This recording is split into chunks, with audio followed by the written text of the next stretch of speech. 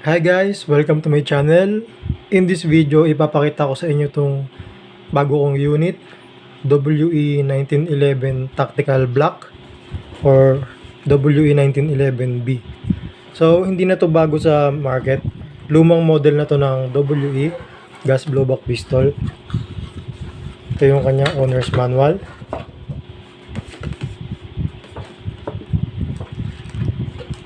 At itong unit na to, meron na siyang kasamang extra magazine.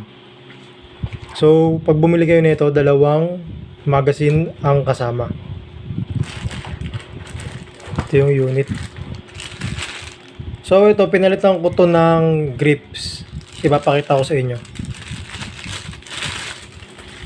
Pinalitan ko na siya ng wooden grips. Ayan, totoong kahoy ito. So, yung wooden grips, nabili ko lang to dati sa Lazada. Ito yung original grips na kasama. Plastic kasi to. Ito yung original grip na kasama ng unit. Plastic. Ipakita ko sa inyo. Ipatong ko lang. Yan. Ganyan talaga siya ang itsura niya. So, ito na yung wooden grips na kinabit ko. Magazine.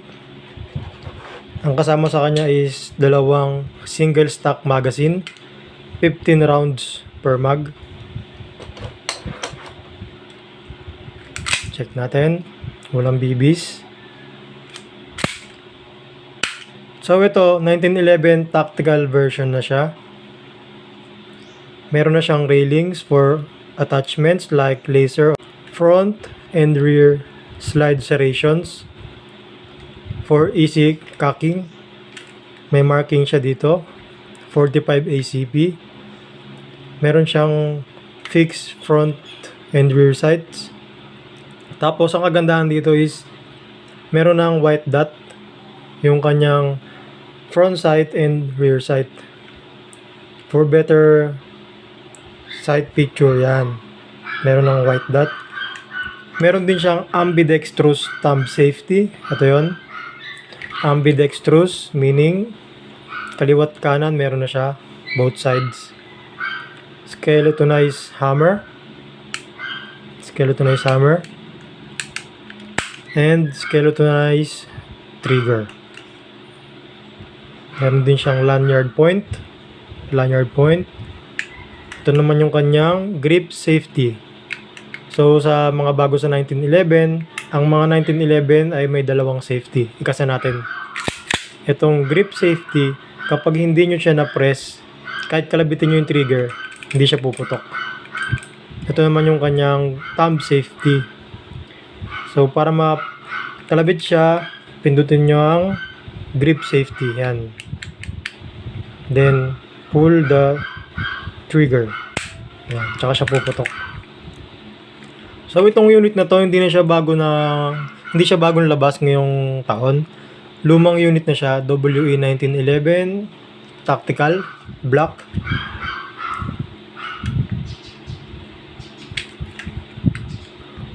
Check natin yung internals saglit. Para baklasin tong unit na to, ikasan nyo lang siya. At pagtapatin nyo lang to sa notch.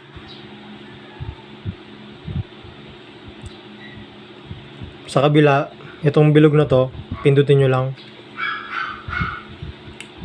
Atake nyo na. Yan. Matatanggal na yung slide nya. So, ito yung internals nya. Mabilis ang tingin lang.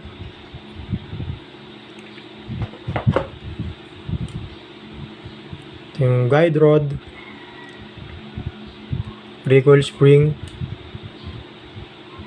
Tapos meron na rin tong hop-up. Ito yung hop-up wheel nya. Ma-adjust nyo yung hop-up nya para mas maganda yung lipad ng BBs. Ito yung hop-up wheel nya. Yan.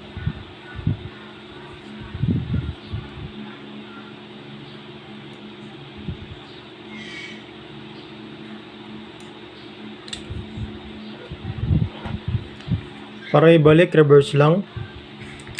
Kung ano yung ginawa kanina sa pagbaklas.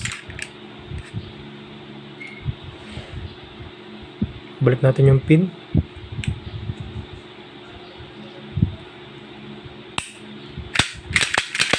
Yan.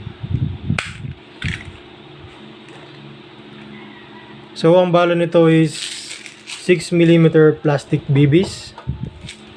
And power source is green gas. Ito gamit ko, Puff Dyno. 12 kg na green gas. Ang kagandahan kasi dito, meron na siyang kasamang oil para malubricate na rin yung unit habang ginagamit. So, shooting test tayo. Ipakita ko sa inyo ang performance ng unit na to.